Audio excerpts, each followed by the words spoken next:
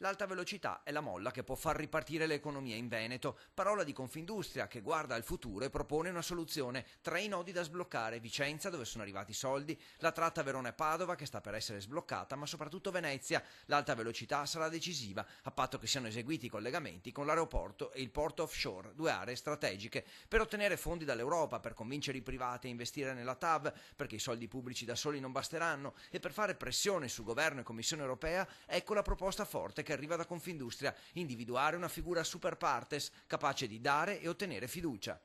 Cerchiamo una persona, un commissario che abbia competenze scientifiche, quindi ingegneristiche, e anche competenze europee, nel senso che conosca, perché è lì che poi dobbiamo andare a attingere i fondi, non avendoli tutti, e che sia però anche in grado di coagulare interessi privati che sono disposti a fare investimenti, perché questo è un tema importante, anche questo, visto la carenza di finanza pubblica.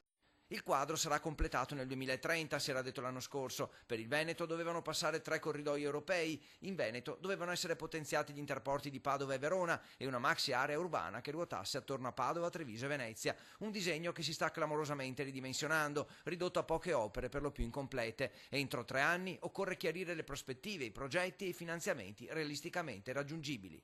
Sarà possibile che questa idea, mi pare della Commissione europea, di Juncker, di mettere a disposizione 300 miliardi per investimenti in Europa, ci sia, però allora bisogna essere pronti per poter avere quei cofinanziamenti. Per questo bisogna scegliere soprattutto le opere che sono di interesse europeo, e che sono anche quelle più importanti a noi, e di non continuare a fare elenchi di cose strane che altrimenti ci portano fuori. Quanto ai tempi necessari per i primi finanziamenti, la proposta del commissario avanzata da Confindustria richiede un'azione immediata. Il ministro Lupi si è dimostrato sensibile alle vicende che riguardano le opere in Veneto, quindi occorre agire molto in fretta.